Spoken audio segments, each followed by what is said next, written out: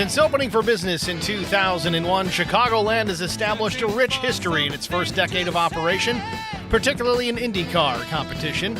In a series renowned for its photo finishes, the IndyCar Series has produced the two closest finishes in series history at Chicagoland, with Sam Hornish Jr. beating Al Unser Jr. by 24 thousandths of a second in 2002, and Helio Castroneves piping Scott Dixon by 33 thousandths in 2008 season finale. Of course, neither Dario Franchitti nor Scott Dixon will soon forget the 07 contest that saw the Scotsman win the race and the IndyCar Series title when Dixie ran out of fuel a half a lap from the finish. Chicagoland is no less competitive when the race cars sport fenders. In fact, Kyle Busch is the only driver to win a NASCAR Cup Series race at Chicagoland from the pole, and only one other driver, Kevin Harvick, has qualified in the top 10 and won. Harvick also has the distinction of coming from the deepest in the field, 32nd, to win at Chicagoland, while Dale Earnhardt Jr., 25th, Tony Stewart, 19th, also emerged victorious after starting deep in the field. Tonight, it's the Davidson Builders Truck Series, and it's next on HBR TV.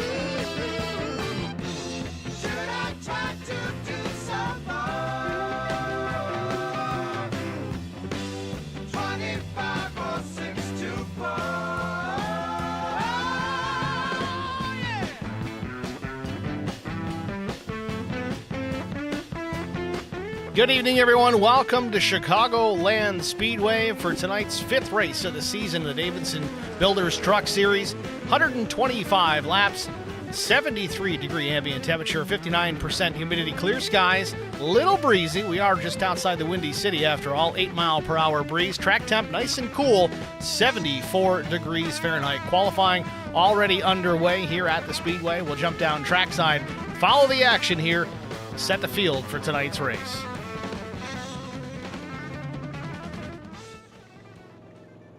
Eric Beadle in the pit lane. Looks like he's wrapped up his qualifying attempt. Cole Henriksen on the speedway.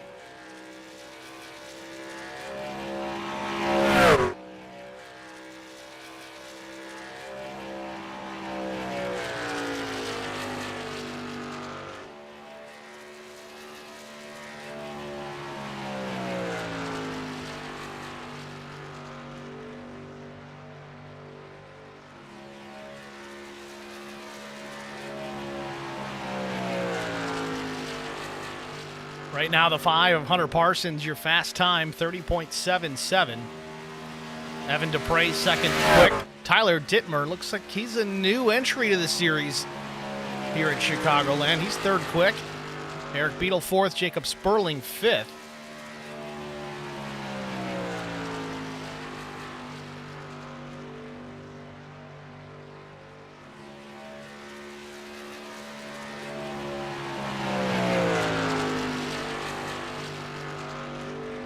.31.35 for Henriksen, his first time by. Let's see if he can improve.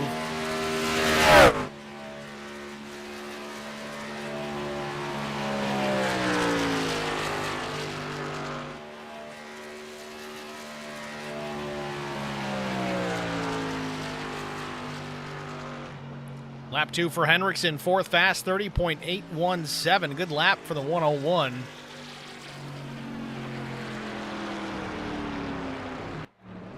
Joshua Sisk wrapping up his second lap. First one invalidated, 30.833. Put Sisk seventh quick so far. Zach Millen on the track here, 31.106 his first lap.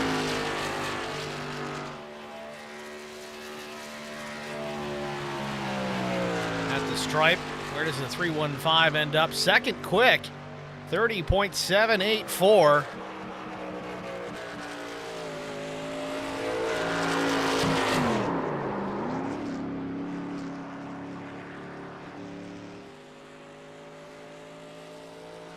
Alfie Charon on his out lap loses it, puts it in the grass.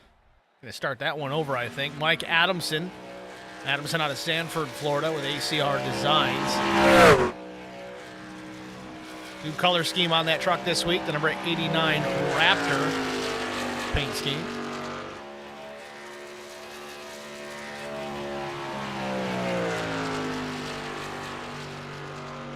While we have a moment, let's take a look at the point standings coming into tonight. Of course, Zach Millett top of the board. That's Hunter Parsons, Caleb Sisk, Alfie Charon Jr. 4th, Mark Beverly your top 5, then Derek Welch, Skylar Harrod, Brandon Coleman, Mike Adamson, Cole Henriksen your top 10. Keep an eye on the 101 of Henriksen. Remember, he had to sit out a race after Sonoma. 1 race suspension for the 101. Still sits there in the top 10.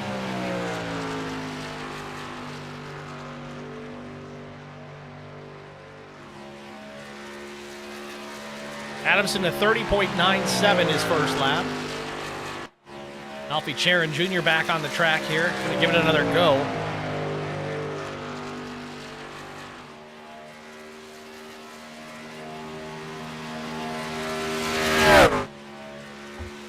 Interesting characteristics about this racetrack. You may have seen it work in the back stretch, because you can't really call it a back straight. Never really straightens out. The whole racetrack is effectively just one big curve. Obviously turns 1 and 2 defined as legitimate corners, but the backstretch, it's got a little bend to it.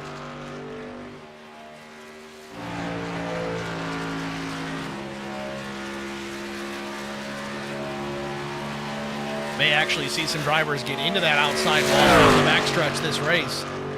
Slightly deceiving, especially if you're in traffic. So used to being on a legit straight line as Alfie crosses the stripe, puts his number 9 truck P6.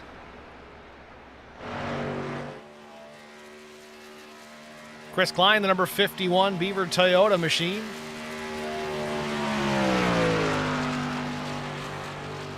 .31054, first time for Klein. Let's see if he can pick things up. Solid field of trucks here tonight. 34 to be specific, and there's about 6 or 8 of them that haven't taken the time yet. Still a couple of minutes left in the session, so they can knock that out if they want. Parsons still top of the board. Beat Millett by about 100th of a second. Klein goes 11th quick, 30.839.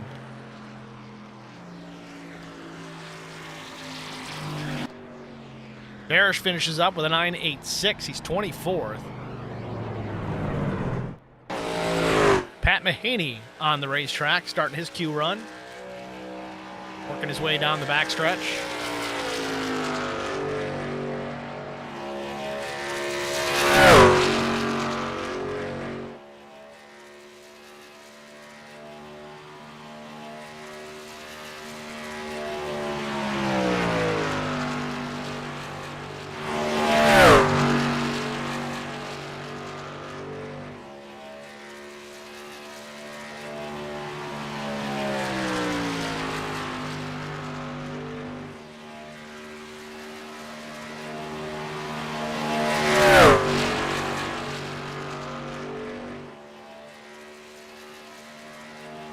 Mahaney drops it down to the flat here, back to start finish. Puts it 27th on his first lap. I'd expect that to get a little quicker the next time by. Oh, not this time by. Saves the truck, but it's going to kill the lap. Over to Justin Morrow. First lap 24th, 30.975.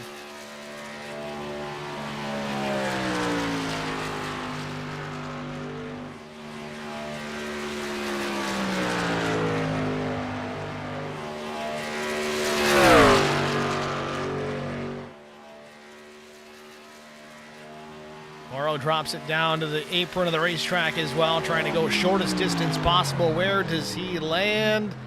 Lap 2. Non-existent. Says 30.98. I don't know if it counted or what the situation is. That might have been the only lap he had in, but that's going to wrap up the qualifying session.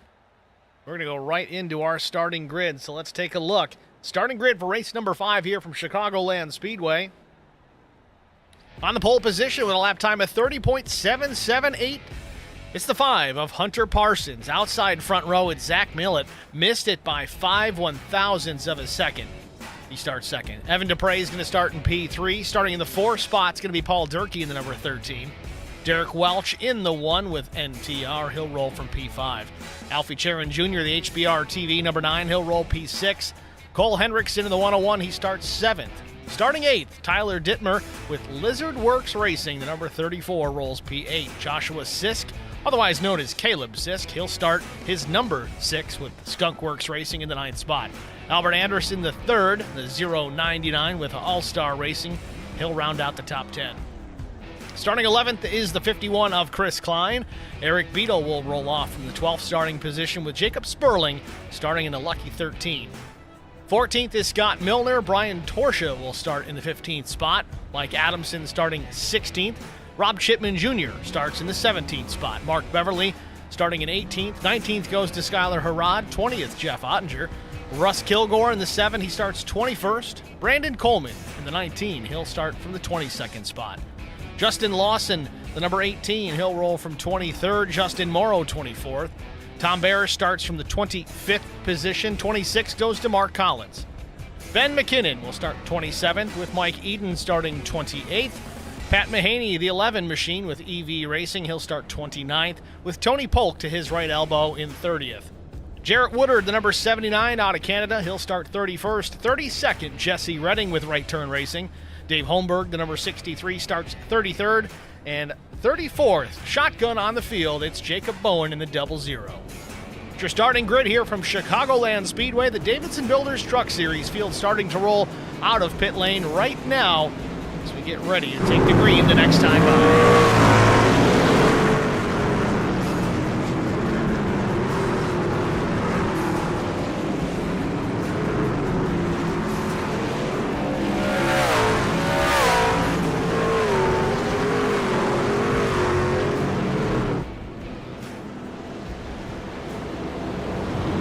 Again, we'll take a look at race details before we get too deep into the woods here. 73 degrees, 59% humidity, clear skies. It was a little breezy early on. It's starting to calm down, 6 miles per hour.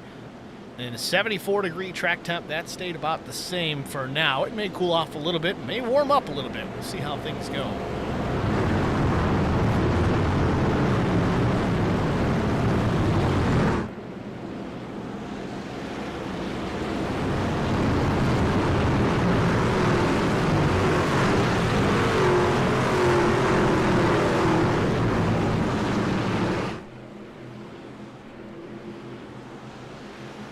Pace truck takes the hard left down pit lane. The green is in the air. Hunter Parsons, Zach Millett brings him up to speed.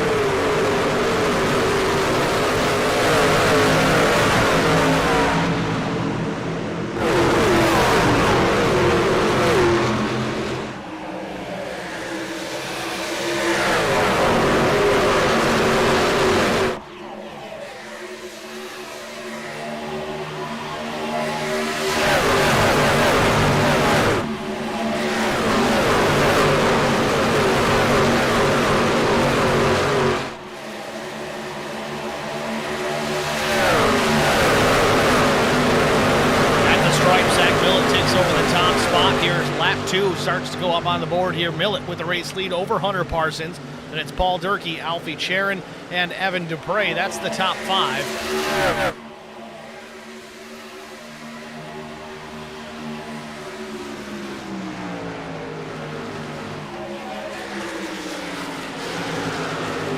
Cole Henriksen way up the racetrack. Caleb Sisk doing the same. Not enough room. Had to quickly turn back down the racetrack. 34 coming in hot. Tyler Dittmer to the outside of the 6. Caleb Sisk now on the bottom lane in behind the 47 of Evan Dupre. Nothing's changed out front too much really, except Parsons has slipped to P3. Alfie Charon up in the 2nd spot. Already 4 positions gained by the 9.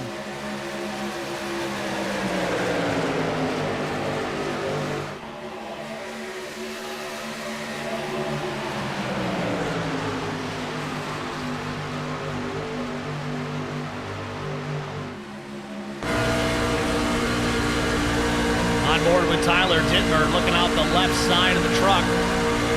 Caleb Sisk on the bottom.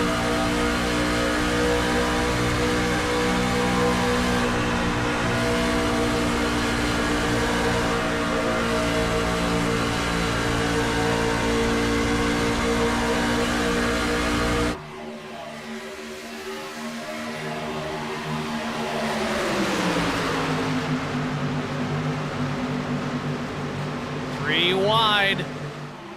Don't want to do that too long, too early. Get clear. 47. Evan Dupre takes a quick left to the bottom, and there's still 3 wide. Dupre in the bottom, Sisk in the middle, the 13, Paul Durkee up top. Meanwhile, changing the race lead, Alfie Charon is taking over the top spot from Zach Millett. I think Millett's in tire save mode right now. Just got to wonder if these two teammates split up the strategy. One guy goes hard, the other one gets conservative. Doubles the odds of a team truck taking the win. It's almost like a Formula One style strategy, but I don't know. 2 sets of tires over the wall here tonight. They've got some work to do in taking care of the stuff. Not chewing up those Goodyear Racing Eagles. As it stands right now, it's Charon and Millett, the top 2. Tyler Dittmer up into the 3rd spot. Big gaggle of trucks in behind.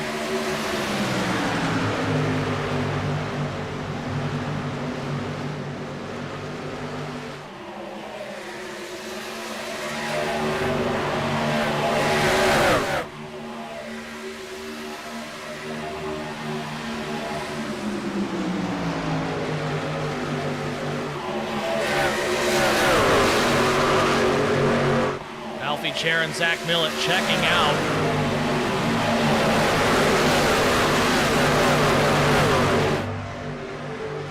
Chipman Jr. in the 7th spot. Number 58 machine, that blue number 58. Just ahead of the 6 of Caleb Sisk.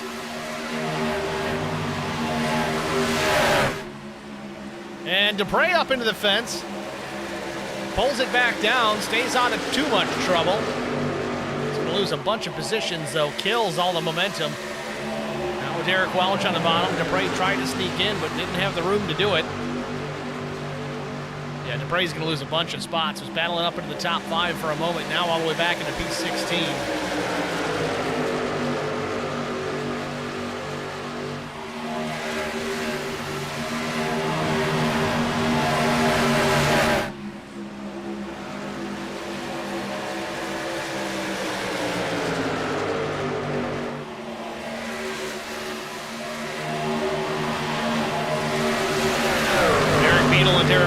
Fighting it out for the 12th position.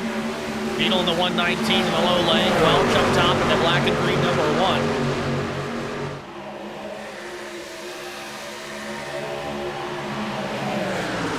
1. Multiple trucks side by side throughout the field.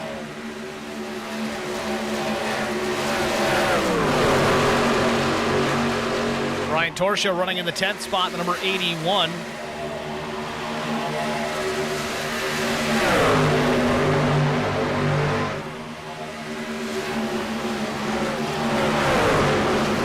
Doing all he can to maintain that 10th spot. The 3 of Harad there applying some pressure. Paul Durkee to the outside. That would be for the 9th position. Dorch is trying to get clear of Durkee here, maybe get himself up into that 9th spot. Doesn't have to worry about the 3 if he can do that, at least not right now. But Harad's going to go up the middle here. We might go 3 wide, and I think we are out of turn 4. Harad kind of lifts a bit here, tucks back in behind the 13 truck of Paul Durkee.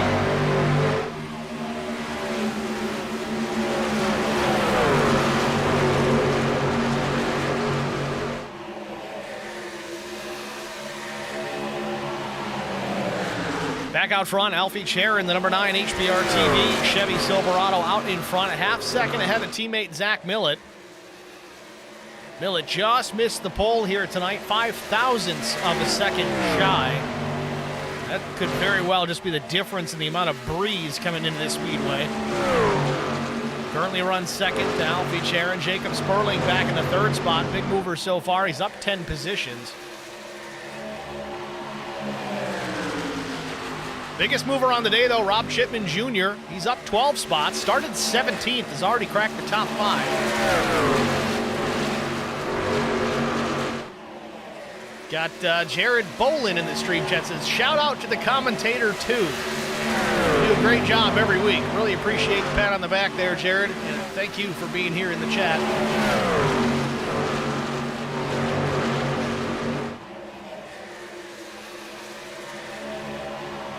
Joshua Sisk running in P6 in the number 6. Getting better at that each week, guys. Want to hear how bad I was at it earlier in the season? Go back to race 1. I don't think I said it right once. Meanwhile, back in the top 10 here, the back half of the top 10, Skylar Harrod fighting with Paul Durkee for the 10th spot, or the 9th position, that is. The 3 takes over the 9th position, still has Durkee up top in the green and white number 13. Brian Torsha, Eric Beadle in behind the 81 and the 119. Against Beadle, the black and blue and silver entry on the bottom lane. 81 of Brian Torsha up top. Jeff Ottinger in behind the number 76. That's for the 11th position. Oh, where is Ottinger? It's 13th.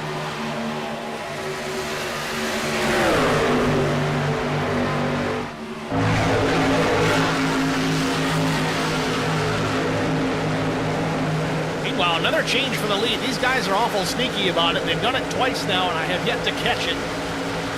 Zach Millett now back out in front over teammate Alfie Sharon. They're about 3-4 truck lengths apart. Let's see if we can find the pass for the race lead. Just happened a moment ago.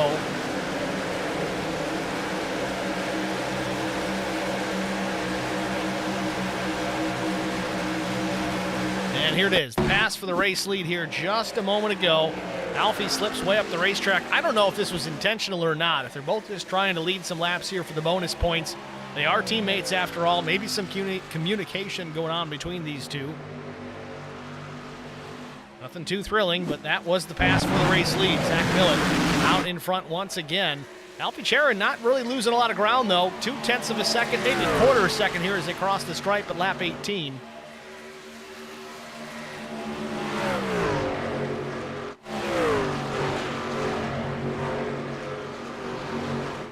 Tyler Dittmer running in 4th, again started 8th this afternoon. Rob Chipman Jr. still hanging out of the 5th position, but maybe not for long as Caleb Sisk is working on his inside.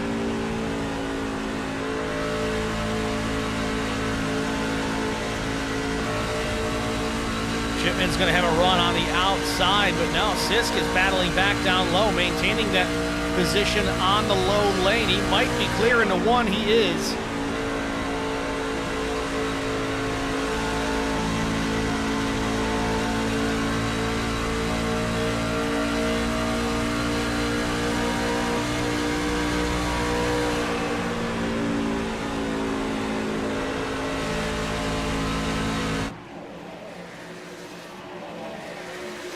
Turn number 4, Sisk now up into the top 5. Chipman relegated back to P6. Cole Hendrickson still in 7th, right where he started, just minding his P's and Q's, taking care of his stuff. Again, that's going to be a very important topic here this evening, is taking care of the equipment. Being easy on the tires, big time run for Hendrickson out of 4. He's going to carry that momentum down the straightaway here, take the spot away, move him up into the 6th spot. But yeah, taking care of tires here this afternoon, that's going to be the key to success here at Chicagoland. Only 2 sets available over the wall, so you're really going to have to make special care and effort to make sure that you don't burn those tires up too soon, because I'm pretty certain those first stops, you're not going to see anybody take tires unless it's an accident. You got 4 pit stops, roughly. You got to plan on that. The pit window for fuel is between 26 and lap 29. You might see somebody go a little bit longer if they're real good at saving fuel, but we really haven't heard anybody try that yet. Nobody lifting out of the gas, no lift in coast. We'll see how it goes. Meanwhile, Millett and Sharon out in front still. I got to wonder, we talked about these guys changing positions for that top spot a couple of times now. You got to wonder if they're just trying to draft off each other to try and save some fuel. I know there's other ways to do it. Ah, there it is. Now it's getting quiet. So we're going to go right on board with Zach Millett and listen to him try and save fuel. This is, again, what we call the lift and coast. This is a great way to save fuel really anywhere, not just an oval, but even on road courses. You lift out of the gas, push in the clutch, and let it roll. Listen. And, of course, he doesn't do it this time. We'll stick with Millett here for a moment and see if he does it this time down into turn 3. There it is. Off the gas. You see the needle on the tachometer in the center of the dash. It drops all the way down. We'll get this part of the graphic out of the way. Maybe we'll do it again in a 1. But that's a great way to save fuel. You've got all that speed, that energy built up down the backstretch. In this case, down the front. Stays on throttle in 1 and 2. Again, the big gauge in the middle of the dash between the steering wheel, that's the tach. Measures engine speed, engine RPM. It's going to lift off the gas, push in the clutch, and let it coast. There it is. Only for a moment. You do that every single lap, you might be able to buy a couple of laps extra on that fuel run. Get you to go a little bit further on a tank of fuel. Getting that first stop, they're probably not going to take tires. Top two are really just running away. Jacob Sperling in P3, but he's 2.5 seconds back.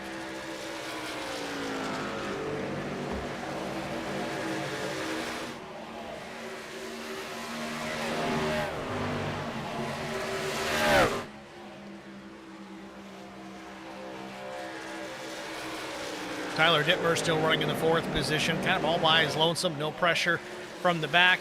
Nobody really to attack in the front. Cole Henriksen, the closest competitor behind him, about 3 or 4 truck lengths.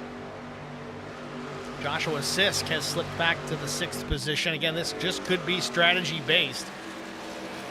I don't think anybody out there is running 100% right now. In 125 laps the race distance. Pace will pick up here later on. Guys are just trying to take care of the equipment at this point in the race. Again, pit stops coming soon. We're within that window, roughly 26 to 29 laps. I'm real curious to see how far Millett's able to stretch it.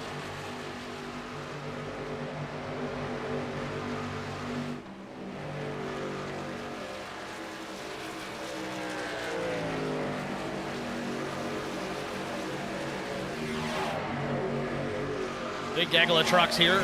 Chris Klein, Derek Welch, Evan Dupre. Hunter Parsons, who started on pole. He slipped back to the 12th position already.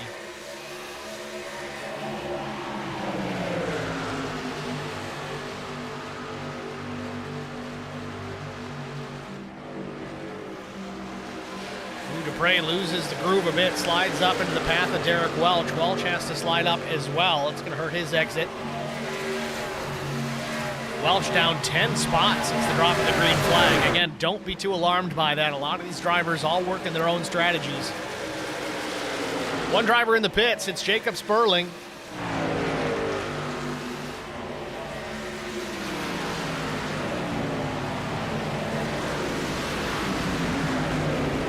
Lap 29 goes up on the board. We thought this was about the maximum distance anybody was going to be able to run, and it seems that everybody's at least made it to 29. See where Millett cycles back through. Does he stay out for an additional lap, or does he come down this time? And it's this time. Both HBR TV drivers off turn 4, down into pit lane. Millett and Alfie Charon both. Dittmer might have locked it up. Ottinger, I don't know if he had a problem there or if he was just diving into his box. No, he had an issue. Almost spun the truck out. Charon's going to pull into his pit stall. Millett as well. Stall number 2 for the 315. It's going to be fuel only.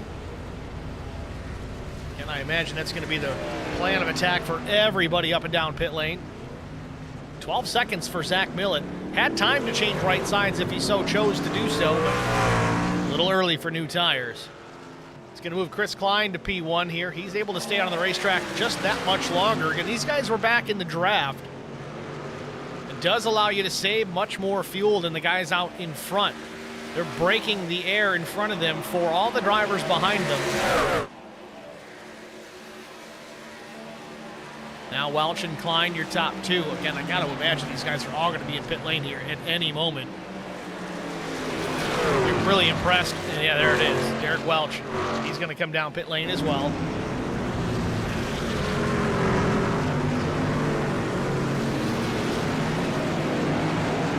Derek Welch, Mark Beverly, and Chris Klein, all NTR drivers that are down pit lane. We got somebody sideways. That might be the 46. Find him in the tower.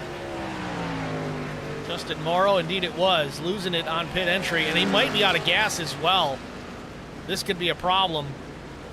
Yep, he's out of fuel. So he's going to have to tow. And and it's a theoretical tow. Does not bring the caution flag out by any means. But back out front, Zach Millett, Alfie Charon Jr. after the pit cycle has quickly worked its way through. These drivers are back to the point.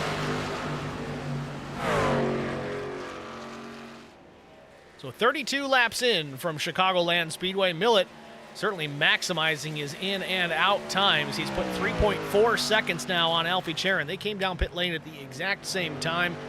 Charon was a little bit slow on the pit stop, but only 0.6 of a second. So all that time that Millett has out in front right now, that was all gained on pit entry and exit.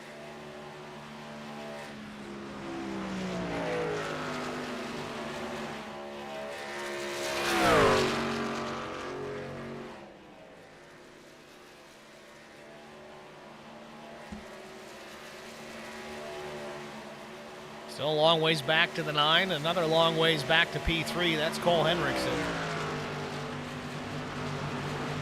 Tyler Dittmer in 4th, Jacob Sperling running back in P5. Joshua Sisk, he cycles back into the 6th spot.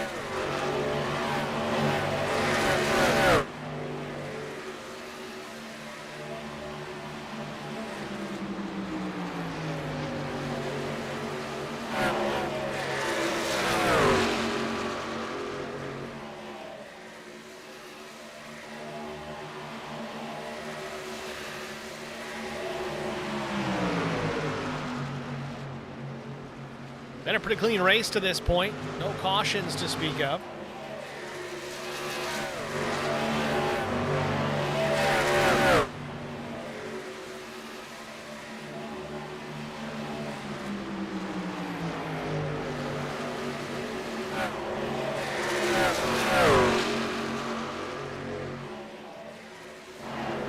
Rob Chipman Jr. running back in the 7th spot. Again, after these green flag pit stops have cycled everybody through, you can see that there's quite a bit of gap between a lot of these drivers.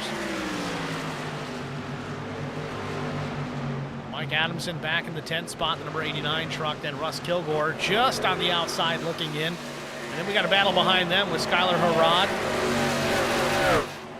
And I wanted to say Hunter Parsons, but it looks like we've got a lap truck in the mix there. That might be the... I can't tell based on the numbers. It's different.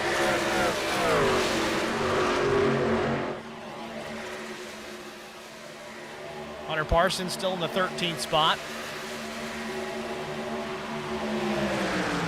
Appears Jacob Bowen did not take the green flag here tonight.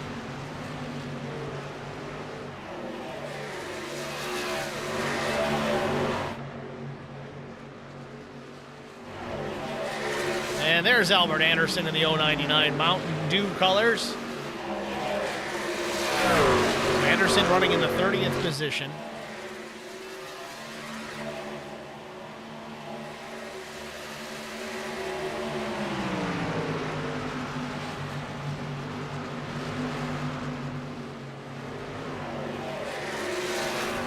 Anderson one lap down.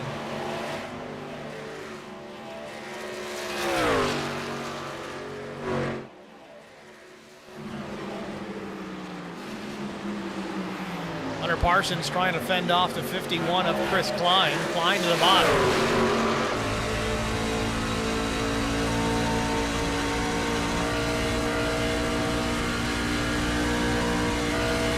Parsons does jump out in front of the 51. They were side by side out of 4, but a big run for the 5 down into turn 1. Gives him a bit of an advantage for the time being. Chris Klein, he's got Brian Torsch and Evan Dupre knocking on the back door.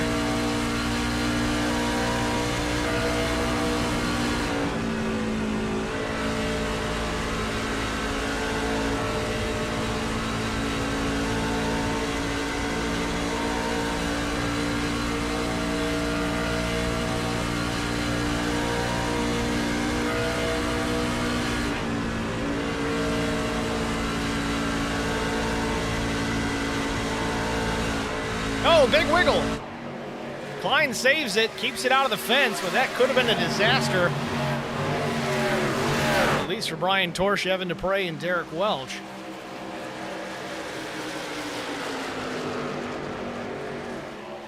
41 laps in here at Chicagoland Speedway. We're going to take a quick break. We're going to go HBR TV side by side. Stay with us. You won't miss a minute of the action. We'll be right back.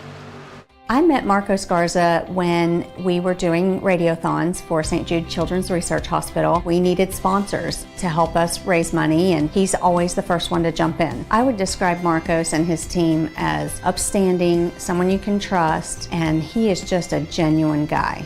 Marcos has been very generous. He has a genuine concern for people. You need somebody that cares about you. And that's what Marcos is, and that's pretty much what this firm is. The Garza Law Firm. Let us help.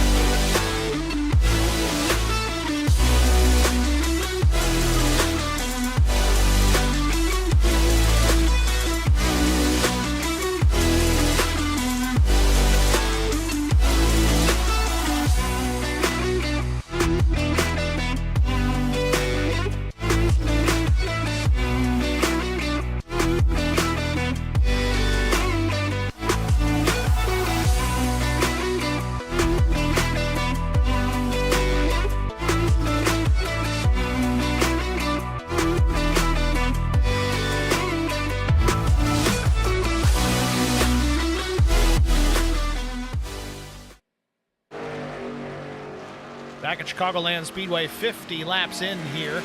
Race number 5 of the Davidson Builders Truck Series. Zach Millett still out in front and well out in front. 5 seconds ahead of the 9 of Alfie Charon. Millett starting to run away.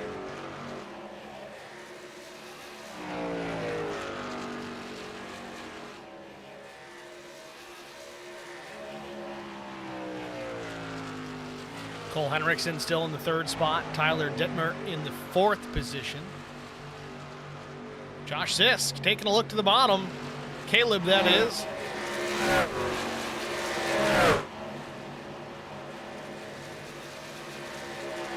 Sisk trying to go up into that 4th position. He's been as high as 5th here tonight.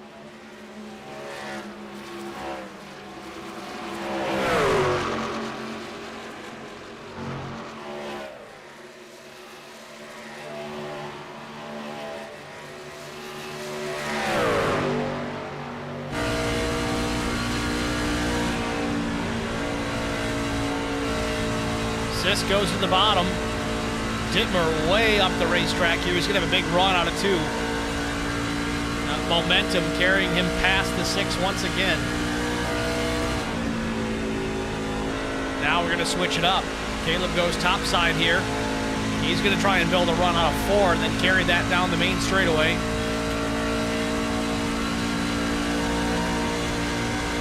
See the run that he's got. He's going to take a look. Does he have enough? Maybe. Nope. Still not enough.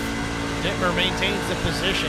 We've seen that a very common theme here in this truck this season is you're able to run the high side. In many cases, that's enough to carry that momentum down the straightaway and defend the pass. Maintain that spot. Some guys may have enough to make it alongside, get that big run, maybe work the slide job up in front of the slower truck.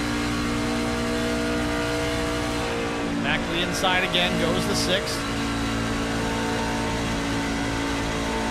Slides back up.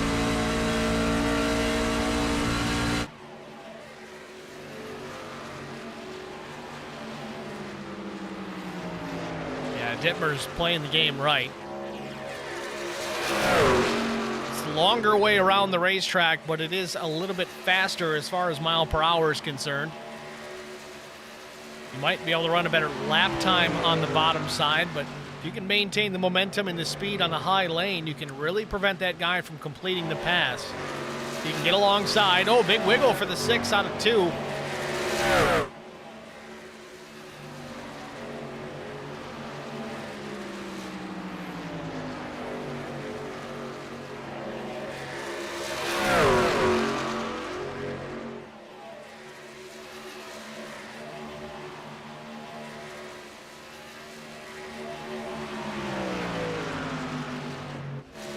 Jacob Sperling, the number 88, he's slipped back to about the 6th position. Still having a strong afternoon, though. Started 13th.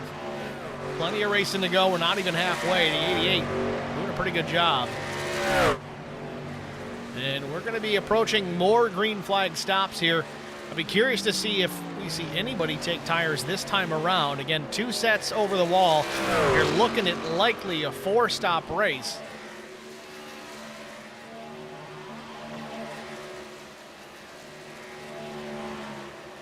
Mike Adamson back in P7. Russ Kilgore, next challenger there in 8th. Mark Beverly running in the 9th position. Paul Durkee, a few trucks behind him, rounding out the top 10 for now. And it's Rob Chipman Jr. and Derek Welch back to P12. Let's check it on that stream chat again. Lori Vickers cheering on Sperling in the 88. Got John Peavy, it looks like, says greets from NTG. Thanks for checking in, guys. Appreciate it.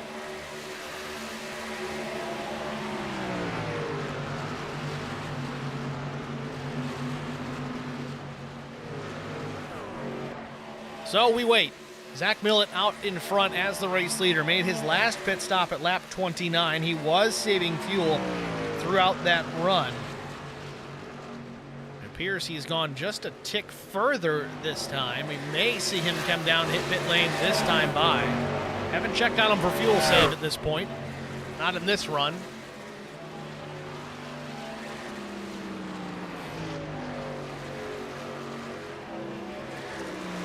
And there's Millett, grabbing gears and hitting the brakes as late as humanly possible. He gets it rolled down into pit lane to pit road speed.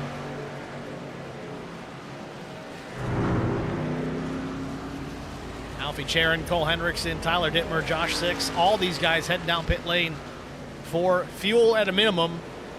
Maybe tires. We're going to have to look and see who does what. Millett into the box. And he's going to take right sides. An interesting strategy here. Just right? No. 4 tires and Sunoco race fuel for that S4 guy. Zach Millett drops the jack down and away. Good stop. Well, kind of. 15:37. See anybody else drops it below 14 seconds. It looks like a lot of these drivers may have stuck with fuel only. There's a handful that did not. Alfie Charon Jr. looks like he took 4 tires as well. Faster stop for the 9, 14.68 seconds. Meanwhile, Mark Beverly jumps out into the race lead.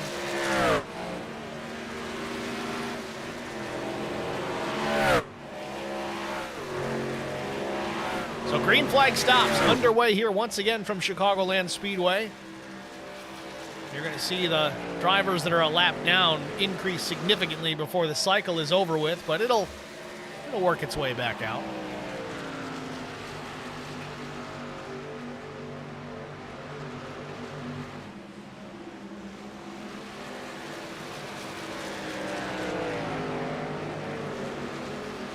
Beverly's last stop was lap 31. I don't know what the deal is. These guys were thinking they could only go 29 laps, but they're doing a great job extending that out a little further. Beverly's going to hit pit lane here.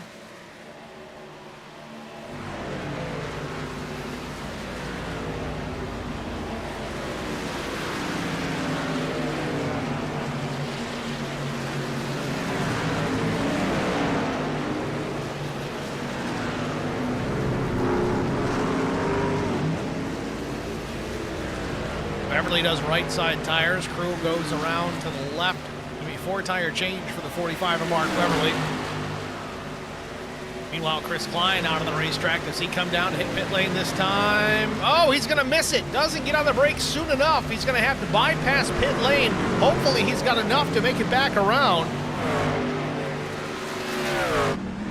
Oh, he's running out of gas. Look at the tack, bouncing up and down. He's going to run out of fuel. He's out of fuel now. Got to shake that truck. Make her dance a little bit, Chris. You got to shake that fuel cell. Man, I would almost be on the clutch letting her coast right now if you could punch it a little bit in pit lane.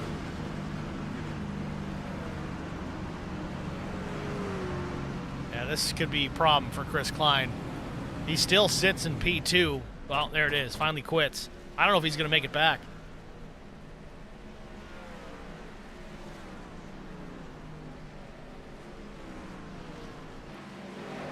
Chris Klein, very slow.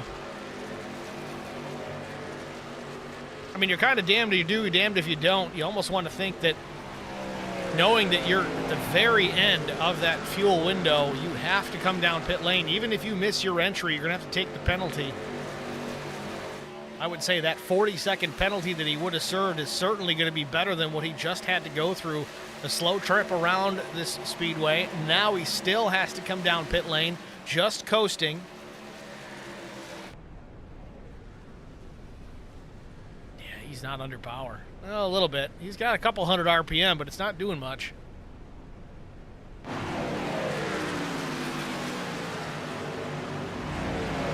Chris Klein's going to make it back to the pit box. That is impressive enough. He's going to lose a ton of track position. Taking tires, too.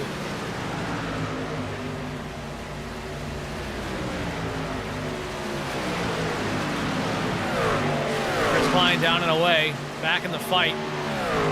Race isn't over yet. He's still got time. He's going to need a caution, I think, here to get caught back up. He's 2 laps down as it stands at the moment.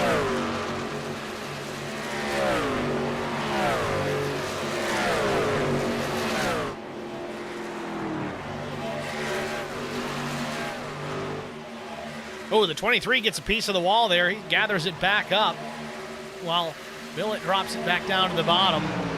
Into some lap traffic. Brandon Coleman, the number 19, he is now a lap down as well. Jesse Redding, same story. Mark Collins, same story.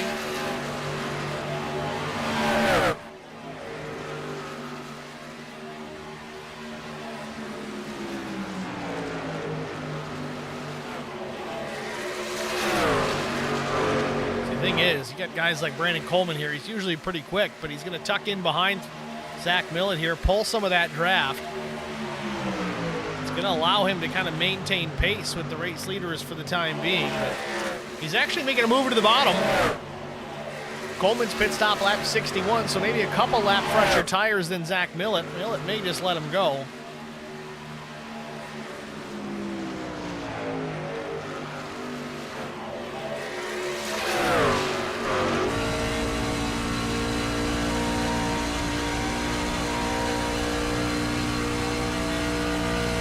Brandon Coleman out of Winston-Salem, North Carolina. Gets his lap back the hard way, at least for now.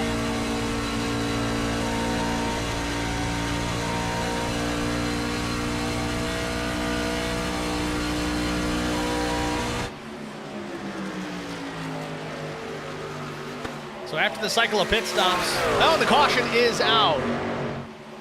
Don't know what we have going on and why. You make the call here. Cole Henriksen slow, possibly the root cause of our caution here. First one of the evening.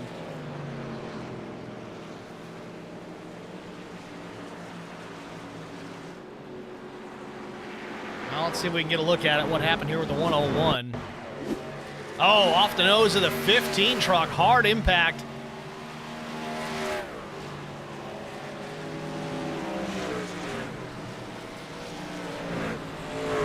That was Benjamin McKinnon. Try to get a better look at it. I'm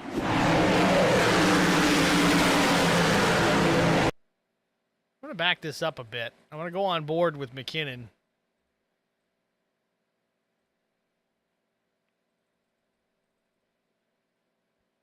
Again, this is exit of turn 2. We ride on board driver's eye here with McKinnon.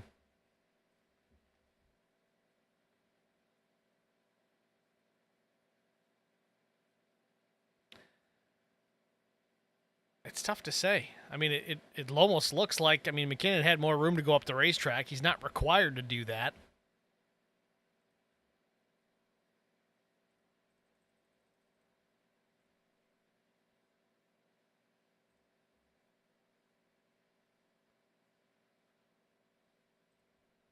Just trying to get the best look at this here. Yeah, Henriksen's definitely coming up the track, and I think he thinks he might be clear. Also a bit of net code involved there. That truck was turning around before there was visible contact, but it is unfortunately something that does happen when you're racing these trucks in the sim world. Again, it's computer versus computer, and there's 34 different computers out there competing against one another, all sending that data back to iRacing servers. The servers need to send it back to each individual driver, and they got to do it and keep it all timed up, so those types of things don't happen, but occasionally it will.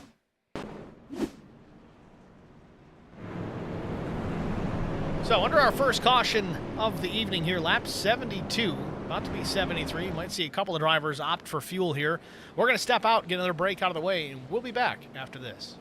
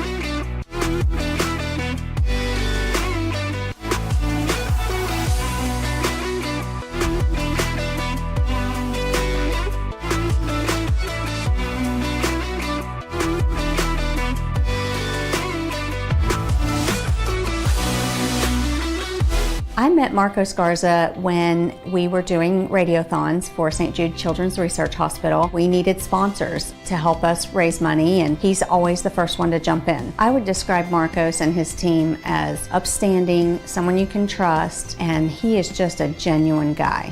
Marcos has been very generous. He has a genuine concern for people. You need somebody that cares about you. And that's what Marcos is, and that's pretty much what this firm is. The Garza Law Firm. Let us help. Back at Chicagoland Speedway, lap 74 up on the board, wrapping up caution number 1. Involving Ben McKinnon and Cole Hendrickson. Tyler Dittmer is going to lead him down to the restart. Jacob Sperling to the outside, the number 88. Green flag.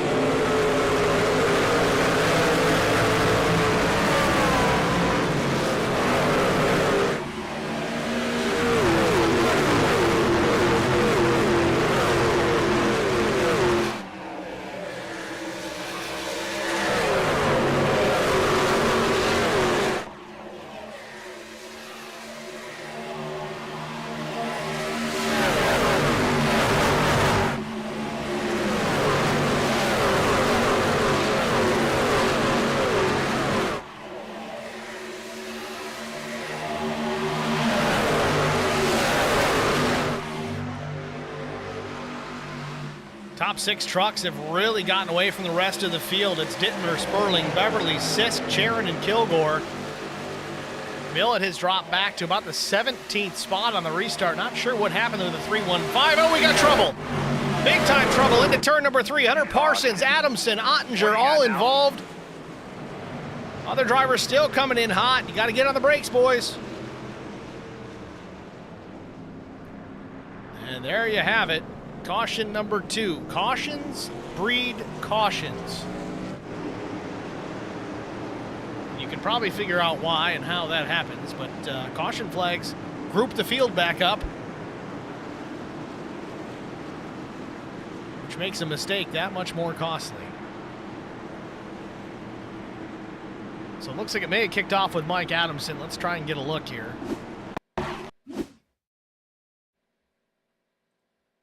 So Adamson is in the number 89 truck, the Raptor black, yellow, and white truck. Tries to get up there. Parsons is to his right side. Just wasn't enough room. 2 trucks trying to occupy the same space. Derek Welch gets a piece of Harad there. Looks like they're going to drive through that okay. Parsons may even get away with this one relatively clean as well, but then Jeff Ottinger comes in and gets Adamson. And they're going to come down the track here, and Zach Millett gets a big piece of the 76, comes down the track and catches, I think that might be the 22, hard to say.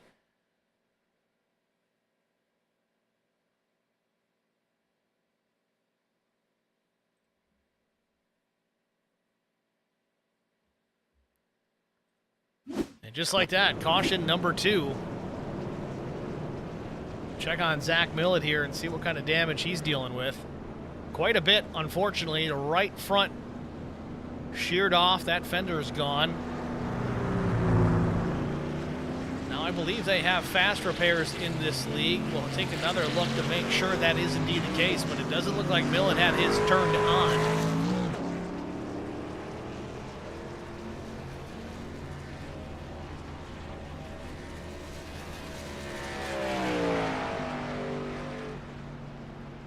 Actually, to confirm, there are no fast repairs. So Zach Millett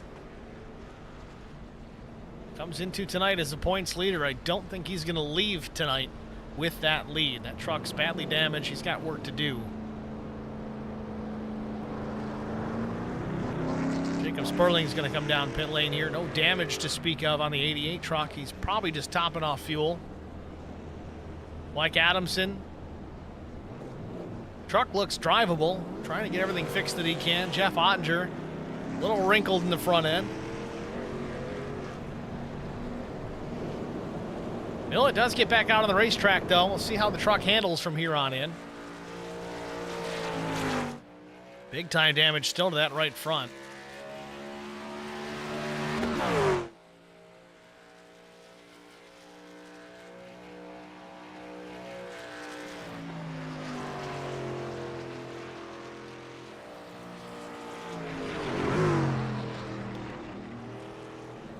Millet's going to come back down, try and get more repairs made.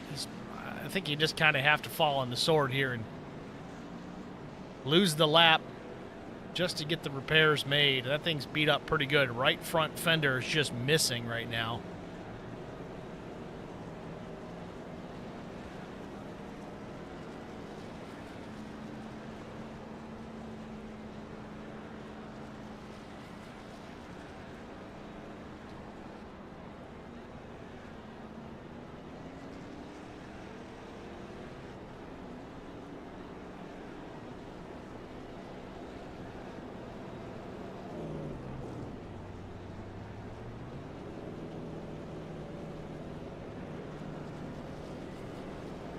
Cole Henriksen still in the pits as well. Millet drops the jack and goes. Trying to not lose that lap. It's kind of a catch-22. You go out to not lose the lap and sacrifice the repairs, or stay down there, get her fixed right, and then lose the lap. It's kind of damned if you do, damned if you don't. So field formed up 2x2 behind the pace truck here. The lights are off, so we should be back to the green flag here in just a moment.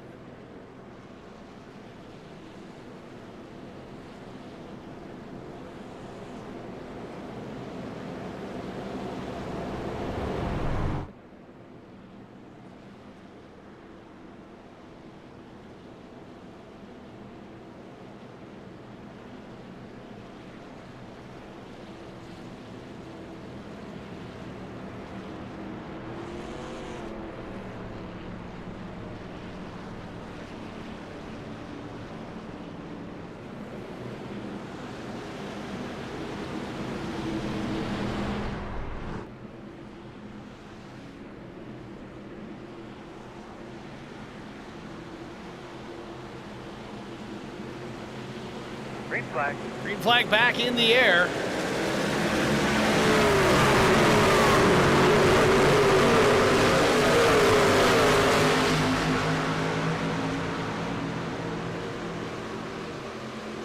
Dittmer with the lead here. Sisk has a run. It's going to be out of turn number 2 here. He might make a look to the inside. He does. Drives it down low.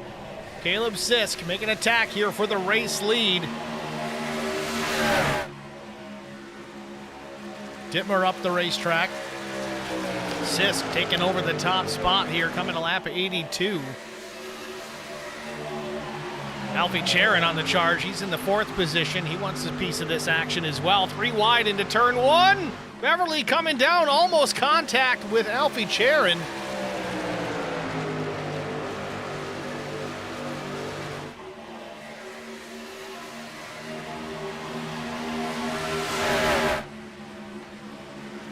Question in the stream chat says, the previous caution, how does Millet get a black flag when the pit lane was open?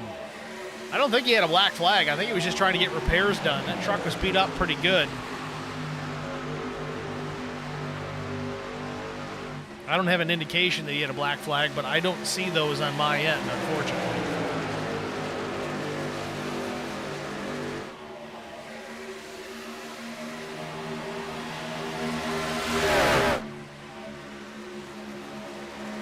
So Caleb Sisk out in front of Mark Beverly, Alfie Charon running in the 3rd spot. Sisk and Charon both. Looks like their last pit stop coming lap 71. Fuel only. Mark Beverly, though, and he's showing it. Looks like he took tires. That was at lap 61. He gets alongside of Caleb Sisk here for the race lead down into turn number 3. Getting side by side for the lead. Beverly on the bottom, the number 45. Sisk up top in the number 6. Oh, Beverly slides up, almost contact with the 6. Pulls it hard back to the bottom.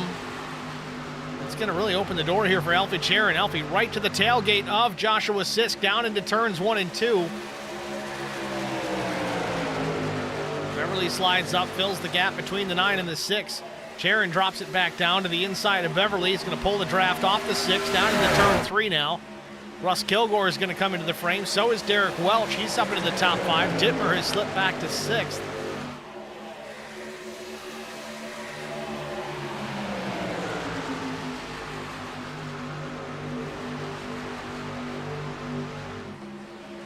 This the battle for the race lead. All 5 of these trucks, you can throw a blanket on them. Beverly now slips to the outside alongside Caleb Sisk. Down into turn 3 again. Alfie Sharon seems awfully quick here. He's just looking for a path through. I think if he can get by these guys, he might be able to put some distance on them. Beverly leads that over Sisk and Sharon. There's your top 3, and then Kilgore and Welch 4th and 5th. Kilgore way up the track, and Beverly goes loose. He spins down in front of the 6 and hard impact to the outside. Other drivers getting involved in this as well. Didn't catch who else got in. I think Derek Welch might have gotten a piece.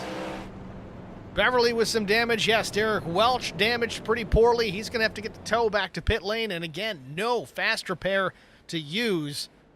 That's going to be a disastrous end for the 1. I don't think he's getting that one fixed.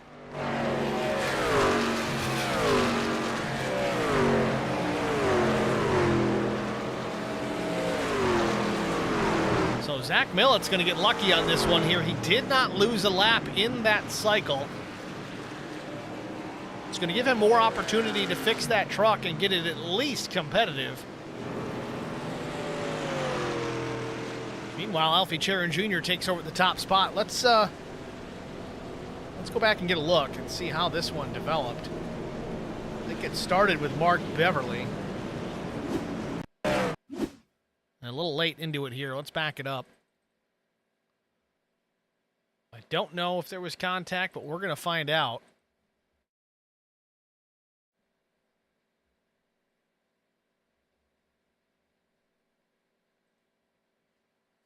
So again, this is getting down into turn number 1. They've just crossed start finish. Sharon down to the bottom on the flat. He's going to start to come up, but he still gives the 6 some room, but I think it caught Caleb's attention, so he comes up just a bit. Beverly in the 45 in the high lane. Starts to turn down, but the 6 is there. Not by much, but it doesn't take much. You could spin these trucks out. You could stick your hand out the window and push that truck around if you had the ability to do it. But that's all it takes. It sends Mark Beverly around, almost gets him straightened out off the nose of the 6, but up into the fence. Big impact for the 45. Then Derek Welch off Russ Kilgore. Let's back that up and get a look because that was really a different issue.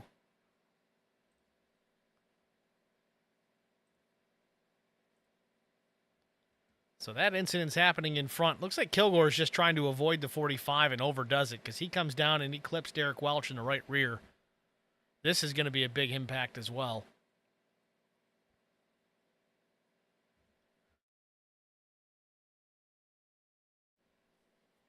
So Kilgore and Welch also back into the fence.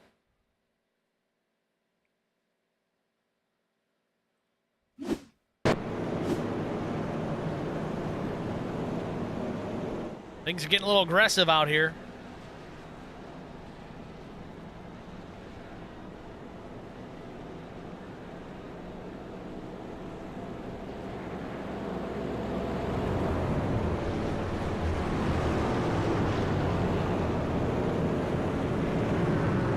So coming to lap 91 of 125, that'll give us 35 remaining as long as we finish this race on the scheduled distance and don't have to be concerned about a green-white checkered finish.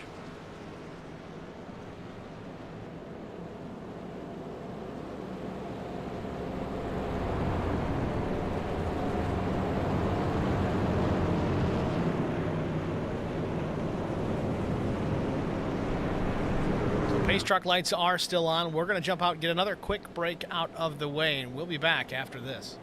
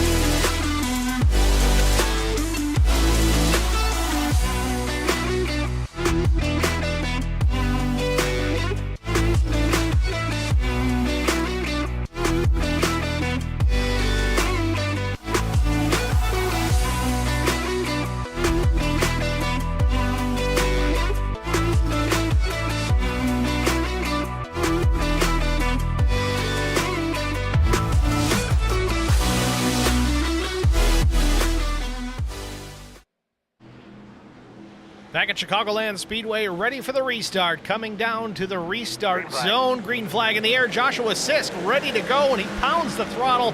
Gets out on a good jump over the 3 and the 34. Joshua Sisk with the race lead down into turn number 1 over Skylar Harrod and Tyler Dittmer.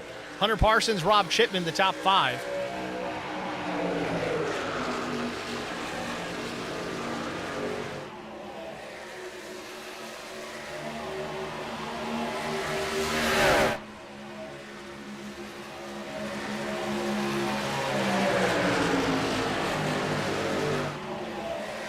Zach Millett still back in the 19th position, still maintains his position on the lead lap. Question's going to remain, though, for how long? Truck still has some damage to it.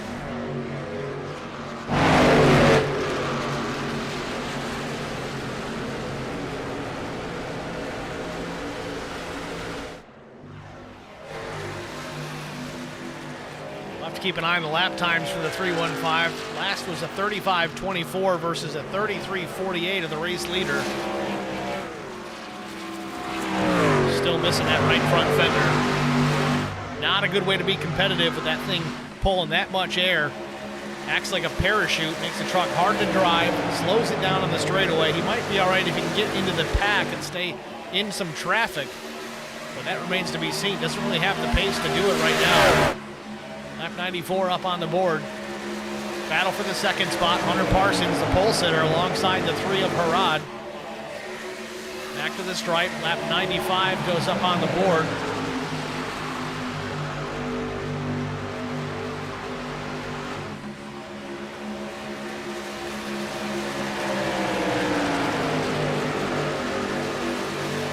Still a good battle here for the second spot between Harrod and Parsons.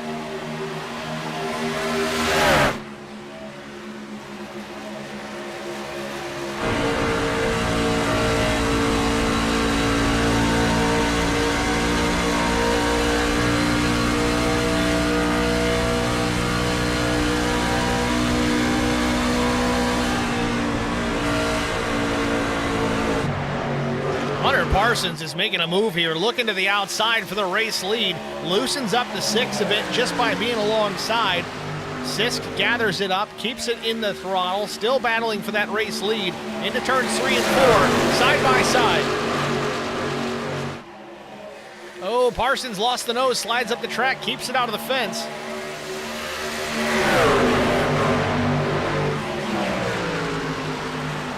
Still side by side for the race lead. Caleb Sisk, Hunter Parsons, your top 2. Skylar Harrod there in the 3rd spot, and Alfie Charon back in the mix again in P4. Down the backstretch. Parsons with the race lead for the time being, but Sisk drops it back to the bottom. Alfie Charon does the same alongside the 3. Give Alfie Charon the 3rd spot. Sisk tucks back in behind Parsons, back to start finish. Rob Chipman Jr. now into the frame. Tyler Dittmer starting to close back in as well. So went from a 3-truck battle to 6 for the race lead. Parsons takes it back, gets clear finally of Caleb Sisk.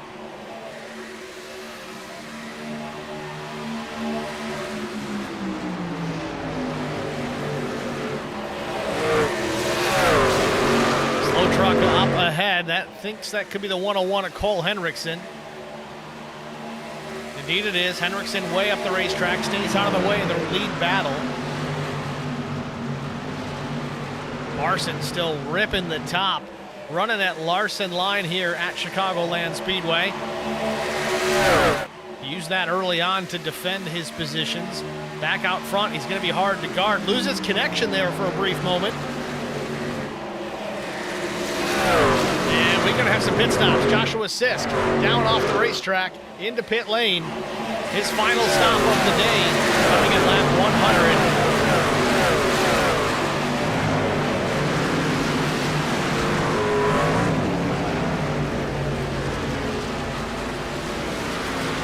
Ben McKinnon in the background, he's also into the pits.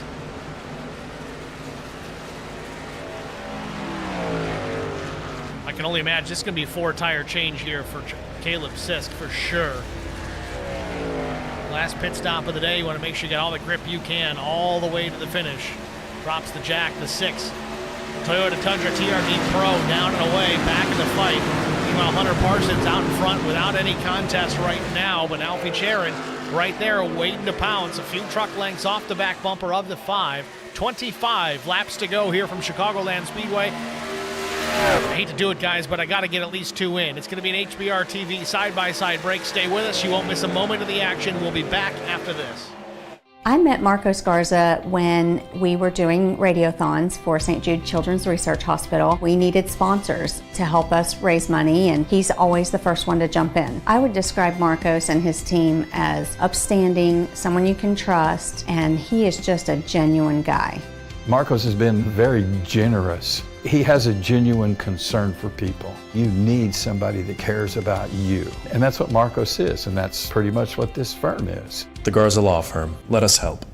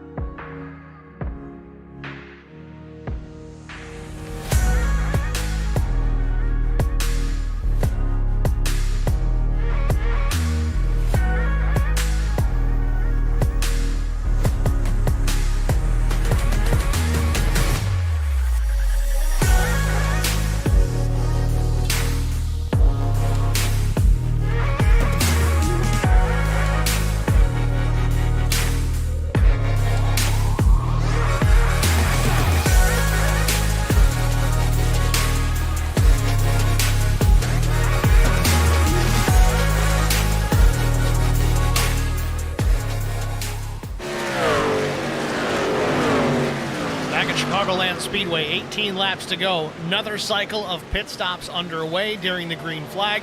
Hunter Parsons from the race lead into his pit box. Fuel going in and fuel only for the 5. He's down and away. A short stop for Parsons, 8.17 seconds. Quick in the pits. Hopefully it doesn't hurt him on the racetrack because he's out there on the older tires.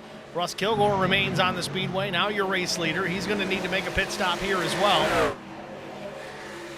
Then it's Jacob Sperling, Brian Torsha, Jesse Redding, and Pat Mahaney, your top 5. Jesse Redding, the biggest mover and shaker of the night so far, started 32nd up into the 4th spot. Strong run for the 21 truck and Jesse Redding thus far.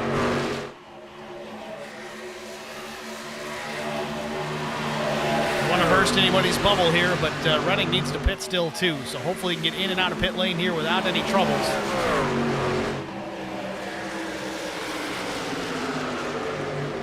Jacob Sperling, the number 88 Goodwrench Service Plus truck, pulls to a stop in his pit box. Sperling's going to take tires, 2 or 4. It's 4. 4 tires in Sunoco Racing fuel for Sperling. He's going to drop the jack and go here, 14.93 seconds in the pits.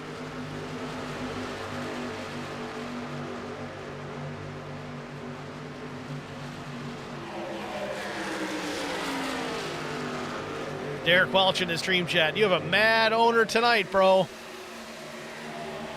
Derek Welch clearly not happy about the incident on track. Took him out of this one.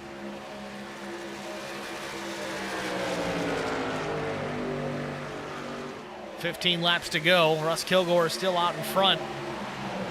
We're going to try and quickly pull Derek Welch into the broadcast booth just out of the infield care center. Derek Welch and Steve with HBR TV. You got a copy? Yes, sir. Derek Welch, a big-time hit here, puts you out of the race. Before its conclusion, man, walk us through what happened. Well, a lot of guys thinking they're Dale Senior out there, just overdriving their car, just thinking they need to go to the lead right off the bat. It's just idiotic driving in my view. But yeah, Russ Kilgore's trying to avoid the wreck right there, overcorrected and hit me. It ruined my night for me, but it is what it is. Doctor checked me out, said said I got a bunch of crap wrong with me, but I already knew that. So we're going to take it to the next race there, brother. Well, Derek, I got to ask, usually you guys have fast repairs, unless that's a new change for the season. Is that something that you're running without fast repairs the rest of the year? No, we don't have fast repairs this season. Only fast repairs we all have is one on a road course, one on super speedways. Rest of the races, we don't have fast repairs. Fair enough. Great way to take care of it. Glad you're okay, Derek, and good luck next week. Appreciate it. It's Derek Welch, owner-operator of this particular league. Out of this one early. Not happy about it, certainly. Admins are going to have some things to look at after this one for sure. Meanwhile, back to the action on the speedway. Kilgore, ironically, the one that got into Derek Welch, has sent him up the racetrack trying to avoid the mayhem. Currently leads this race. Last pit stop coming in lap 89. He's still going to need to make a stop. Speaking of stops, Zach Millett in pit lane. Again, he has since lost a lap. Still damage on that machine. I think he's just going to have to live with it and get the finish that he can out of tonight.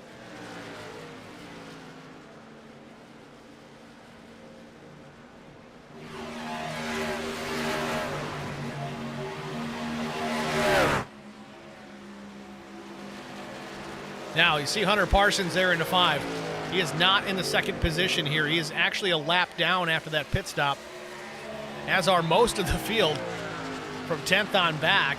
Parsons just edges out the nose in front of Kilgore here. He's going to get the lap back, but again, on old tires. Took fuel only on that round. Kilgore still out in front. He's got 4.8 seconds on the 31 of Scott Milner. But again, first, second, third, fourth, and fifth all need to make pit stops before this one's through.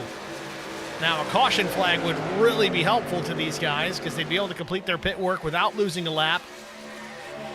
But if we stay green and everybody in front of P6 needs to pit, it's going to move the 9 of Alfie Charon back to the point, take over that top spot here. Could be with as little as 5 to 4, maybe 3 laps to go. You don't know how far these guys can stretch the fuel. Charon, though, took fuel and tires at lap 105. And we've said it so many times, the strategy that's key, not just in road course racing, but we're finding it's being very, very successful for drivers. If you're the first one to make your pit stop for the last time of the day, the last time of the race, your odds of winning go up exponentially. And right now, looking at Alfie Charon, he's the first driver to make his final pit stop, maybe with the exception of the 3 of Skylar Harrod. He came down at lap 100, but okay, so maybe Alfie's the second one to pit last, but close enough. You get the point.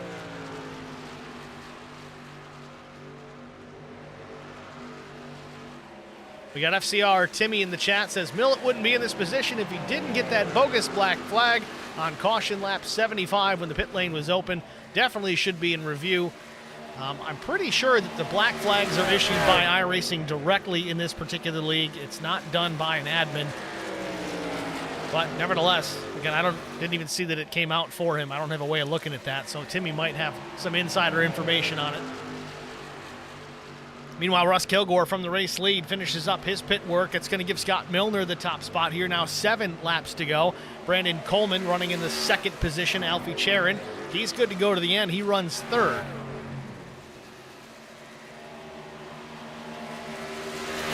Charon 17.5 seconds back from the race leaders. Now Brandon Coleman from the second spot. He hits pit lane, so move Charon up into P2 as soon as he gets back to the main straight.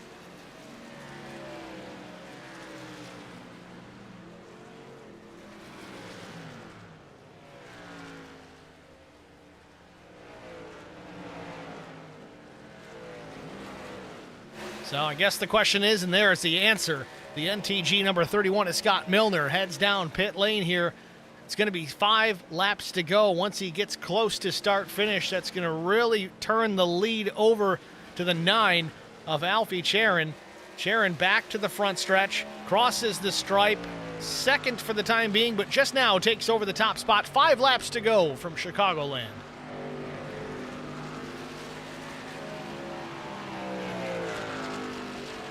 Alfie Charon out in front. Joshua Sisk back in the second spot. Caleb, that is.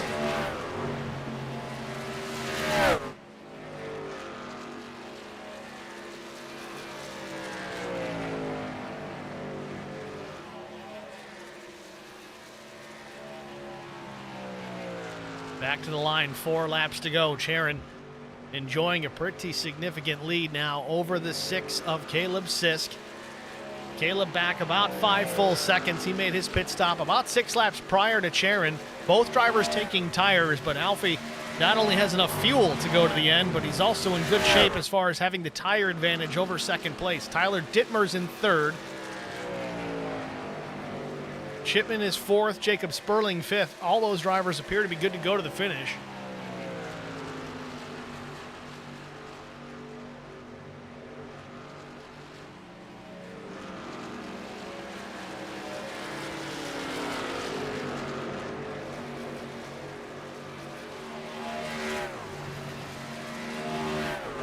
Charon still stretching out the gap back to the second place machine. It's now 5.5 seconds.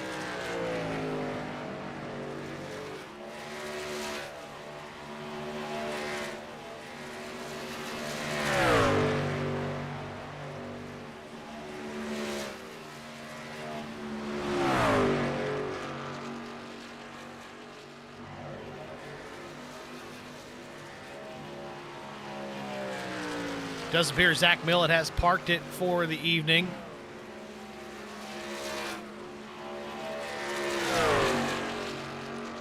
Don't believe he's got any more positions left to gain.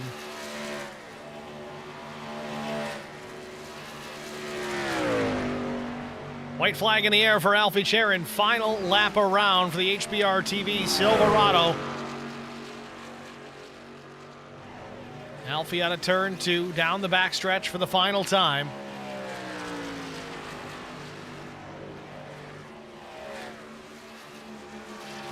Nice and clean through turns 3 and 4. Exits turn number 4, looking for a checkered flag and the race win here at Chicagoland Speedway. Alfie Charon wins it at Chicagoland. Joshua Sisk / Caleb across the line in the second position. Tyler Dittmer takes home the third spot.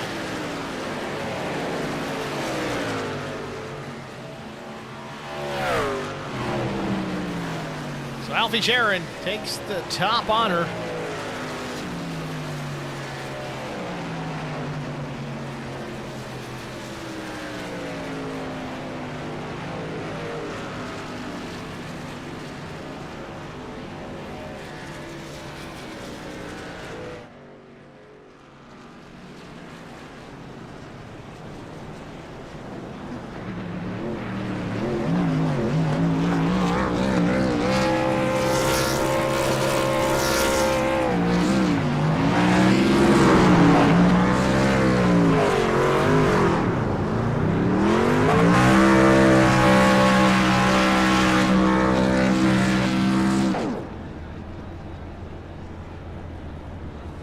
Alfie Charon lighting it up here on the front stretch at start finish.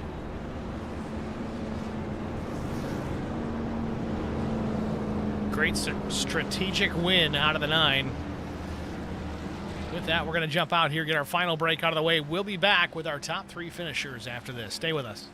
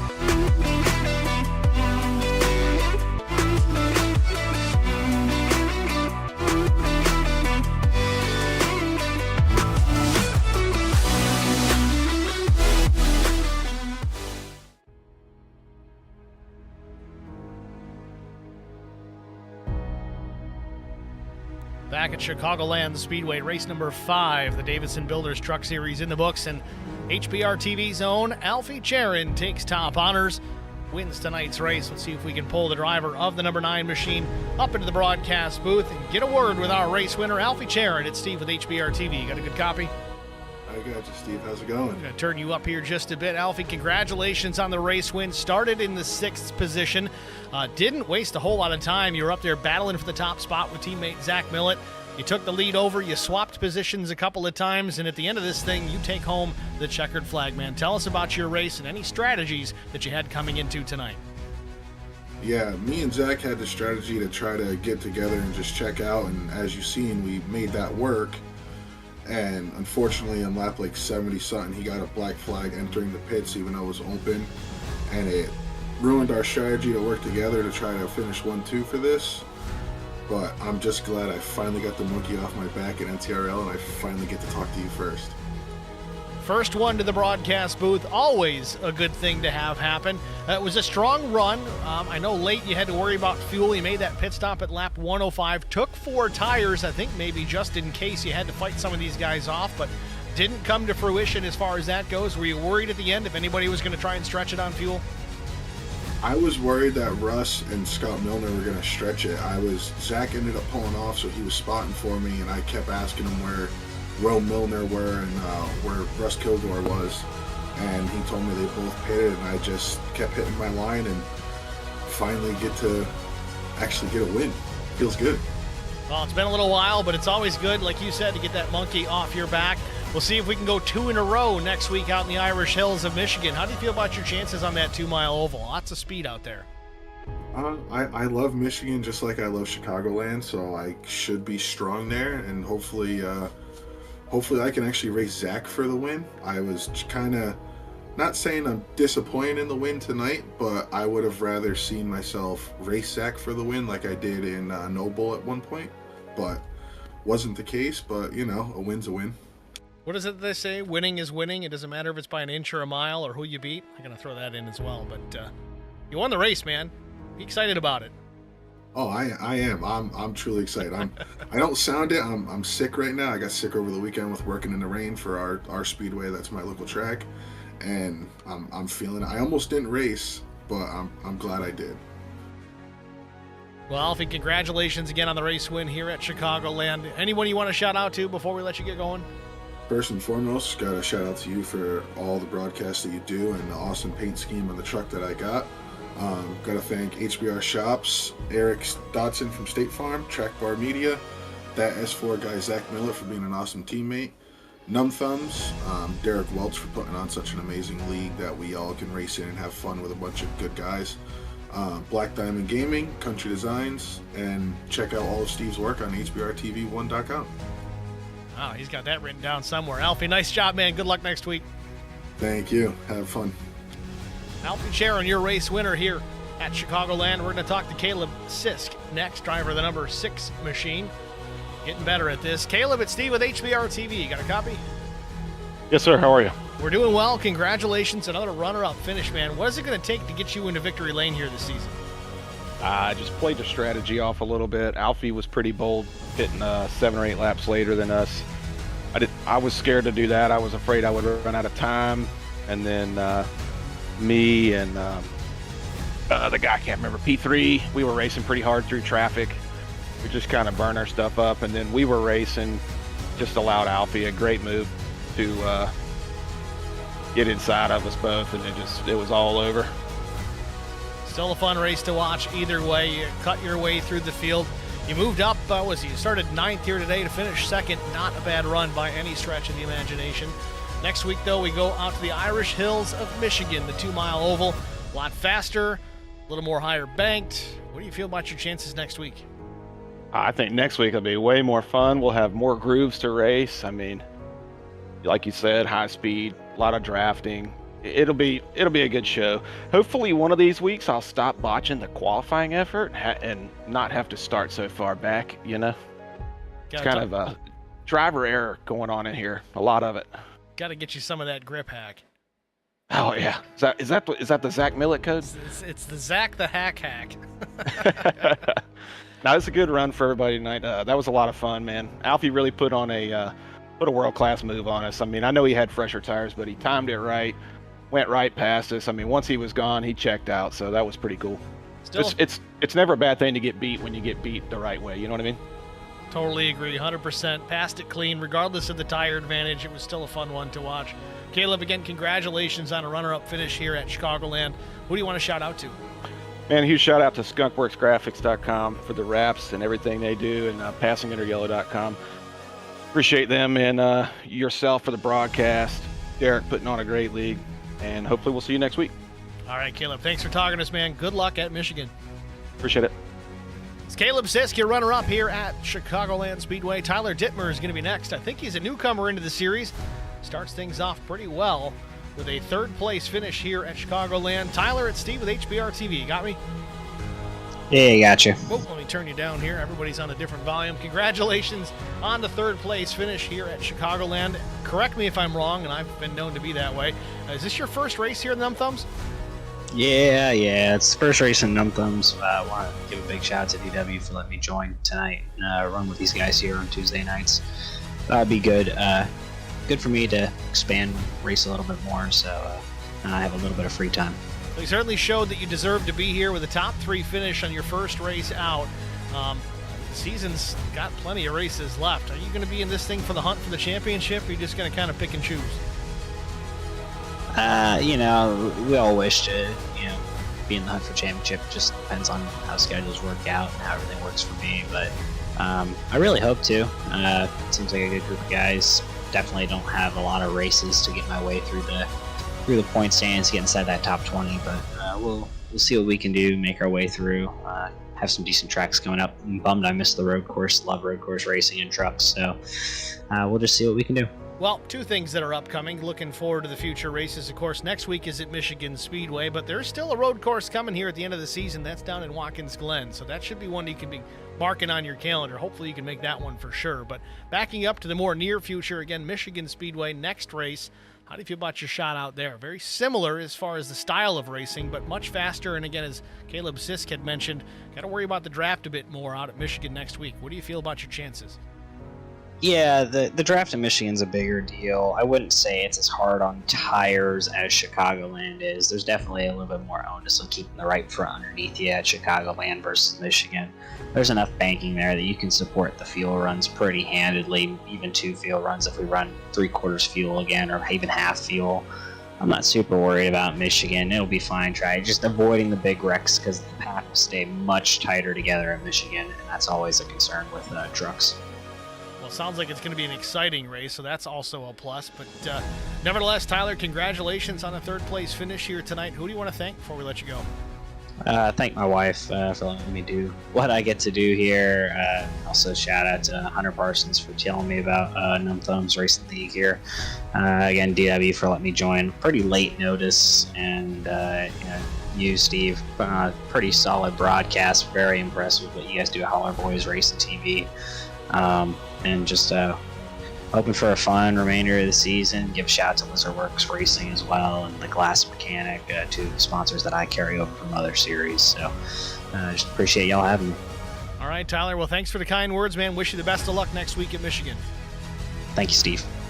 It's Tyler Dittmer, your 3rd-place finisher here at Chicagoland. That's going to wrap up the interview portion of our broadcast. Let's take a look at our overall race results. Of course, we talked to Alfie Charon, Joshua / Caleb Sisk. I got to fix that, so I stopped reading Joshua. And then Tyler Dittmer, your 3rd-place finisher here at Chicagoland. 4th was Rob Chipman Jr., Jacob Sperling, 5th. 6th belongs to Jarrett Woodard. Hunter Parsons, a strong run, but finishes P7. Brian Torsha, a top 10 and 8th. Eric Beadle, a great run, also in the 9th position. Patrick Mahaney finishes 10th. Jesse Redding was 11th. Russ Kilgore in the 12th spot. Skylar Harrod was 13th. Scott Milner finishes out in the 14th spot. Evan Dupre finishes 15th. 16th finisher was Brandon Coleman. Then Justin Lawson in 17th. Paul Durkee 18th. Got the goats all right there in a row. In the 19th spot was Mike Adamson. 20th, Tony Polk. 21st, Albert Anderson in the 099. Ben McKinnon was 22nd. Tom Barish, 23rd. 24th went to Chris Klein. Dave Holmberg was 25th. Tough break for Zach Millett. He finishes 26th here, but 13 laps down. Mark Collins was 27th. Derek Welch, 28th. Mark Beverly, 29th. Cole Henriksen, 30th. Jeff Ottinger, 31st. Justin Morrow, 32nd. 33rd was Mike Eden. And 34th on the results was Jacob Bowen. He did not take the green flag here, listed as 125 laps down. A lot of fast guys finishing outside the top 20 here tonight, so we'll have to see how they can regroup next week at Michigan Speedway. Got to thank all you guys for tuning into the broadcast, certainly those in the stream chat. We do always appreciate your guys' participation in that, whether it's good, bad, or indifferent. It's always a plus to have someone involved, so we do appreciate that. Keep coming back. Just keep it PG for the kids. If you haven't already checked out the website for HBR TV, as Alfie Charon had mentioned, it is hbrtv1.com. We'll have the live broadcast feed up there as well in the live channel, as long as I don't forget to post it, which I quite often do. Also, sometimes you get some pictures up there. We've got logos for you iRacing painters, some oddball, hard-to-find stuff, maybe some things we had to create. And if you've got a logo yourself that you find that's difficult to locate or even had to make it yourself, shoot it over to us over at HBR TV's Discord. We'll get it posted up on the website so other painters like you can share in that wealth and not have to hunt down those fancy logos that you either had to make or track down. Also, the stream itself, always broadcasted here on the YouTube channel, youtube.com/@HBRTV and the number 1. If you guys are still here watching and you haven't already done it, go ahead and like the stream. That's the biggest thing you guys can do. It's free to do. That's the most important part, but it helps us out immensely. It gets this video out into a wider audience, so that helps the stream, that helps the channel, and it really does help the league. Kind of spreads things around, gets it in front of some fresh eyeballs, maybe guys that are looking for a league to join. They'll hit up Derek Welch, and maybe they'll just bug me here in the chat. I'll get them in touch with Derek, whatever the case may be. It's a plus all the way around. So we thank you guys for the support each and every single week. Tune in this Thursday now, coming up, the Lone Star Racing Series and their truck series kicking off. The Howell Graphics truck series will be this Thursday, and I believe that is at Las Vegas Motor Speedway. And then No Bull Racing Series on Sunday, race number 2 at Rockingham. And then the following Monday, the IROC Series is also at Rockingham, both running the Gen 4 Cup car. So certainly fun to watch. If you're looking for something to watch, tune it in. HBR TV, guys. Thanks for watching. Have a good night.